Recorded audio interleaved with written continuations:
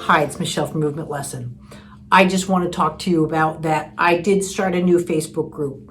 Many of you know, but don't know, I have a new book coming out, You Can't Get to Mars Without Me, The Rules of Gravity. It is 21 new rules of biological gravity that I'll be discussing on what gravity is to us as living beings, how we format gravity within our systems, and then when gravity fails us.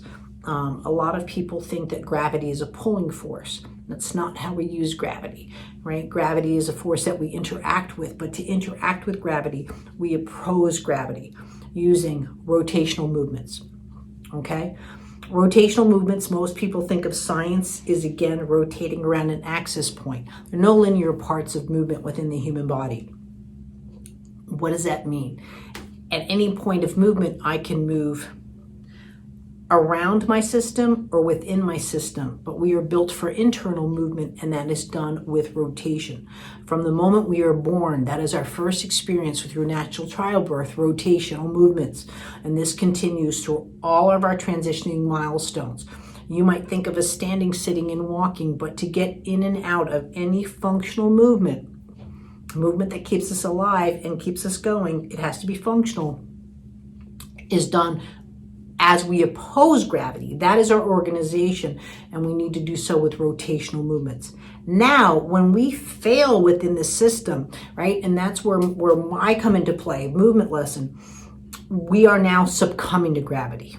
Gravity now is pulling us down when we are unable to respond with a rotational movement. And that is the common denominator for all special needs, but that's also the common denominator for anyone that's traveling in outer space. There's no more rotational movement, right? So there's no more functional movements. The body succumbs very quickly. In a sense, it's being ripped apart because it's going into a womb-like establishment versus an oppositional gravity establishment. And I know people are going to say, but there's no gravity in outer space. Yeah, well, that's a problem, right? We're used to the Earth's rotation, and that's how we format all of our movements based off of this rotation. So our bodies are rotating internally against the Earth's. Very similar that we would see in a hurricane or a tornado, right? It's oppositional movements with rotation. But again, that's a weather system. We're talking about living beings.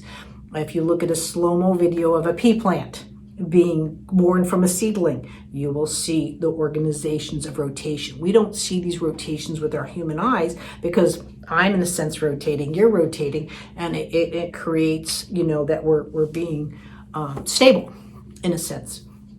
But also we do it through all of our movements. And when we start to fail, age, whatever you want to call it, or a stroke, Parkinsons MS, again, the common denominator is a lack of us to be able to respond with rotational movements, and our systems start to fail. And then we start to, again, succumb to gravity. So that interaction on not only how our brain formats, but our body formats within this, what keeps us to have a structured system, a skeletal muscular system. People think that muscles make a movement. Muscles respond to movement. They don't create a movement, right? But your skeletal system is there to respond in a counter. We start off with weight transfer, then we go into load lifts. There's lots of things that go on, but my new group is Gravity and Movement. My new book is You Can't Get to Mars Without Me, The Rules of Gravity. We're taking pre-orders, but they'll probably be shipping, or they will be shipping, let's say, by January 4th of the new year, 2021.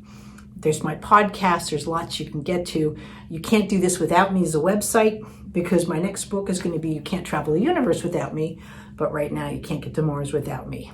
Thanks so much. Please subscribe. As always, there's a lot to learn through Movement Lesson because it's about a lesson in movement.